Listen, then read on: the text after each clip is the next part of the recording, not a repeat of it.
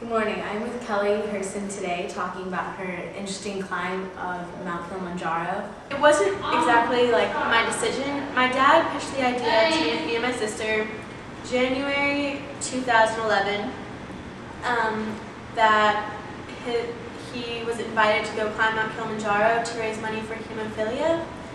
And so he asked us, would you be interested in doing this? And so of course, we said, oh yeah, we'll climb Mount Kilimanjaro. But it wasn't like a teen trip. It was to raise money for hemophilia, and my dad's company gives medicine and money to a hemophilia foundation. Wow. I didn't know that. Have you ever done something like that before? When I was in Ecuador for community service one summer with a summer program called Putney, I climbed this mountain called Mount Cotopaxi, but not to the top. It was to 5,000 meters, which is 17,000 something feet. It was just like a day trip type thing, but it was still really tough. And how long was the flight to Tanzania? I mean, the travel it takes 15 hours, and I was a little jet lagged, but kind of just slept it all off. And it was okay. Where we landed, just kind of almost desert-ish. I mean, it was like a city, but around Mount Kilimanjaro, there are 7 different climates. And so at first, it's like a tropical climate, like you're in the Amazon almost. But then the farther you go up, there's less trees and more rockier and colder. But as you go up, it's like a different climate every day. What did you do to prepare for the big hike? The hike was in August, and in June I went with my dad and my sister to Colorado, and we did some hiking there. And I mean, I was exercising 4 or 5 times a week and wearing in my hiking boots. But really, the fact that I'm 17, at the time I was 16, that is really what helped me, that my age, and that I could keep going. Your feelings going into the hike? I didn't really realize what I was getting myself into. For months before, I'm like, okay, yeah, I'm climbing Mount Kilimanjaro at the end of the summer. And then when I get there, it was kind of just very surreal. And each day I'm like, am I really here? What did it take you to get to the top? The climb is 6 days, 5 days up and 1 day down. And on the 5th day, that's when we get to the top. So at midnight, we start. And every hour you take a 5-minute break just to drink water. But you just go up and up and up for 7 hours. And if the weather had been better, we would have been able to see the sunrise, but it was really cloudy and cold. But I just remember it's 3, 4 in the morning, and I'm hiking in the middle of the night. Who went with you? My dad, my sister, and I.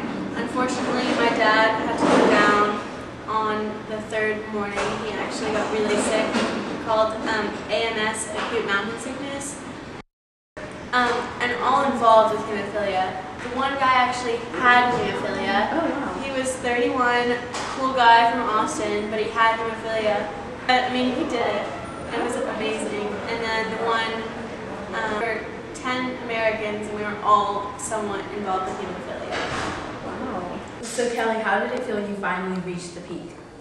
It was -5 degrees with 60-mile-per-hour wind chill, and our eyelashes and eyebrows were frozen over, and it was so cold, but it was really, really exciting. At the top, there's a sign that says congratulations, you've reached the top. It's 19,341 feet high, and it's the 3rd highest mountain in the world and the tallest freestanding mountain in the world. It says all that on this little board, and you're kind of oh my god, did this really just happen? And it was just really surreal, happy feeling. I didn't realize I had it in me, but really it is kind of the life lesson. You can climb any mountain, you can do anything you set out to do. You just have to keep going and going and going, and you'll get there. And I mean, in the middle of the night, you just keep on going and going and going and going up and up and up.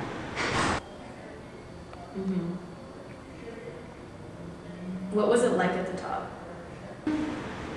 I don't know that I'd go back to climb Mount Kilimanjaro. I'd love to be in Africa more.